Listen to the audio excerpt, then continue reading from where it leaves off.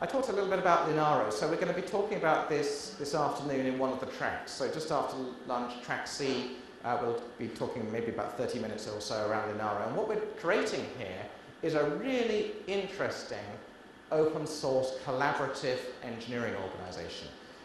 Developing open source products is tough. There's a lot of software fragmentation.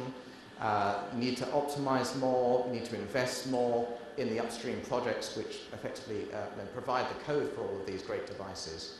So what we've created, ARM and some of our significant partners have basically created a collaborative, not-for-profit open source engineering company. And this is going to make it easier and quicker to develop open source devices. We will reduce fragmentation. We will increase optimization.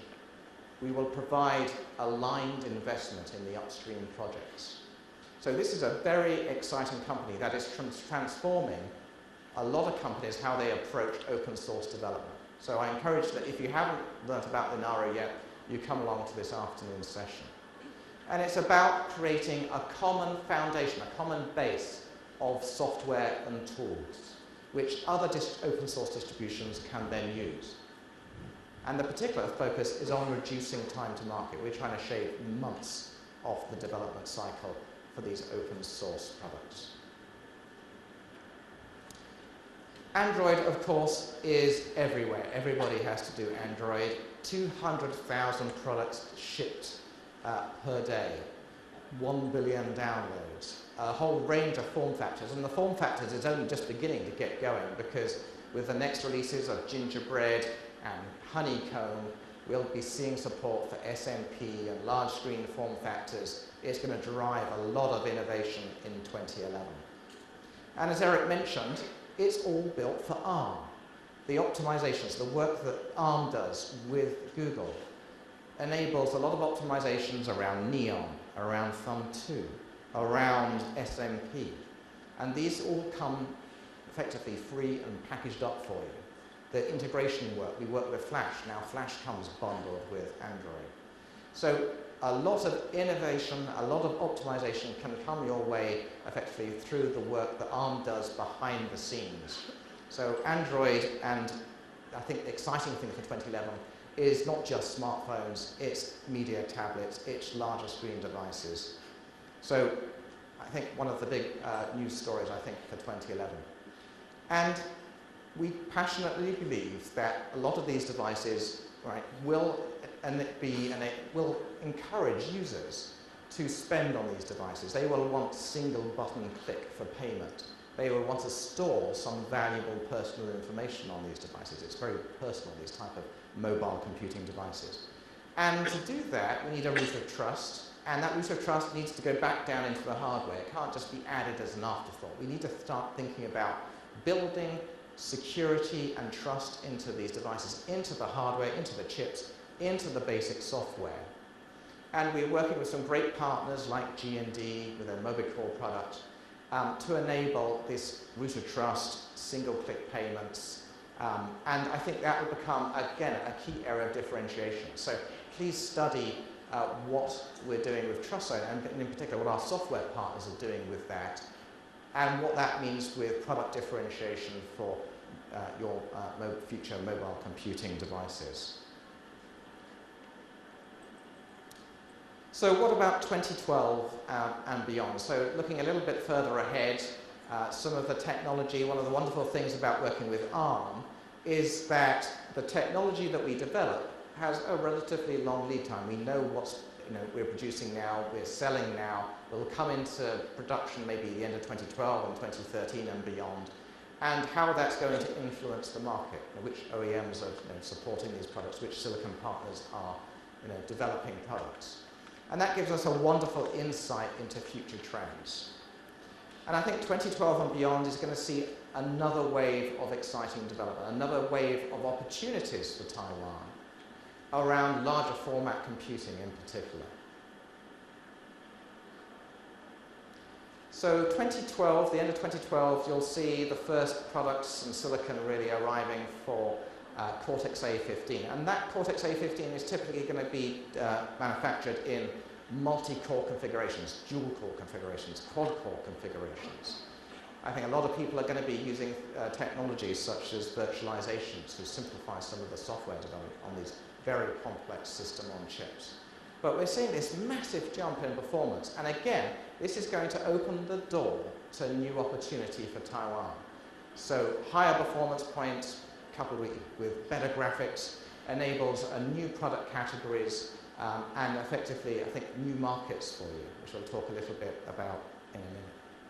And typically our silicon partners are thinking about Cortex-A15 on very advanced technology nodes like 32 nanometer and 28 nanometer. So Cortex-A15 is really scalable. It's scalable enough that when clocked at lowish frequencies, you can put it in a high-end smartphone. You could put a dual core into a mobile computing device like a media tablet, maybe quad core into a higher end product, a larger screen product, maybe something like a notebook, and also into infrastructure. It's going to find its way into many, many products, and that's going to be really exciting for Taiwan because there's going to be a diverse set of products, a diverse set of markets that's enabled by this common technology.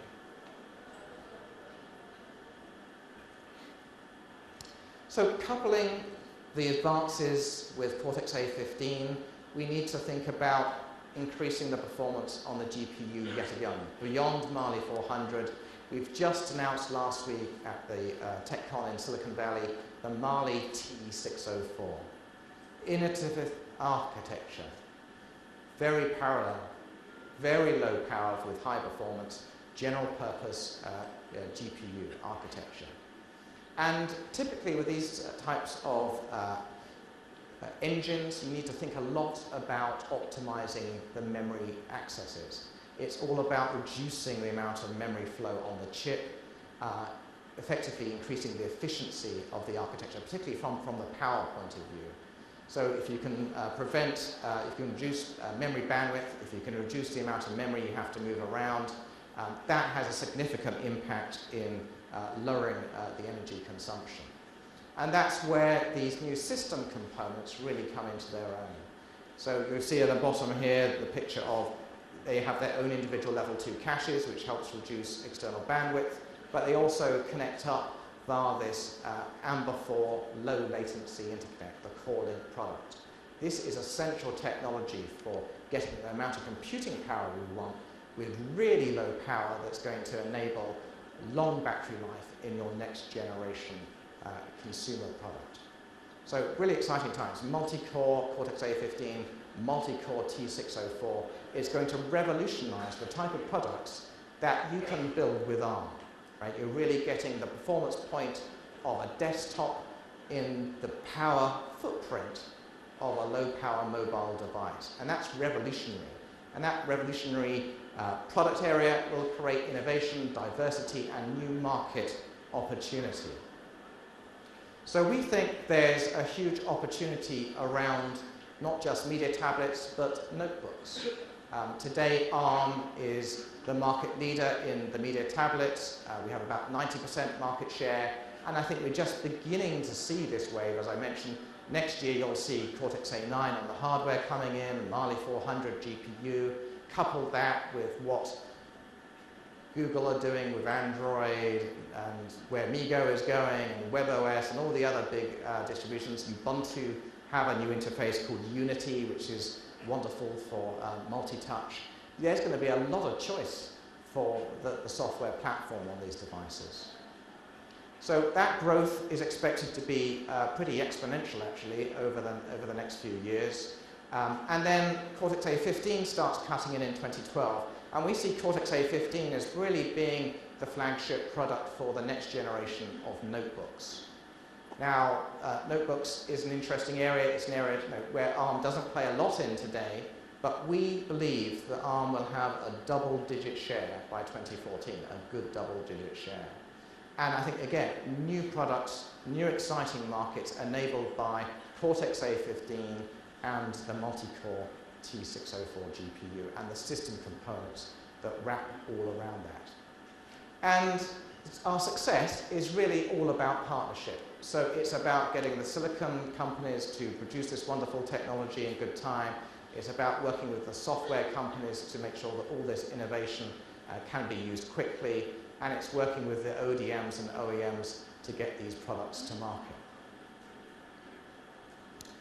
So, in conclusion, we think that 2011 is the key year for the Media tablet. It's just starting off now. It's already the world's fastest selling electronic gadgets out of the gate. But next year you'll see much more diversity in the software platforms. You'll see this big jump in computing performance to dual Cortex A9 and multi-core Mali GPU.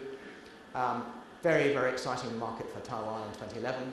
And then starting towards the end of 2012, you'll see the new wave of Cortex A15 really beginning to address the notebook market. Right?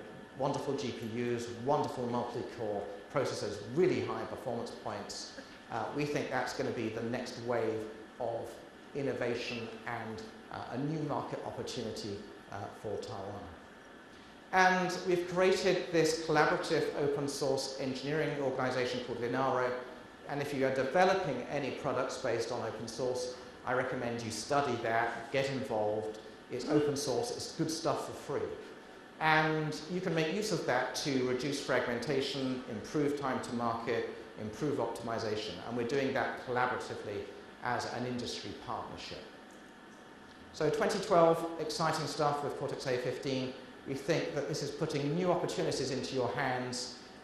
We think there's a really exciting future for mobile computing, and Taiwan is at the heart of this. So please work with us. We think it's going to be an exciting ride over the next couple of years. We think that Taiwan is absolutely central to new market opportunity and making great business out of ARM's roadmap. So thank you very much. I'll pass over to the prize draw people. Thank you. Thank you very much to Mr. Rockens. 非常谢谢 Mr. Rockens 为我们带来的精彩演说。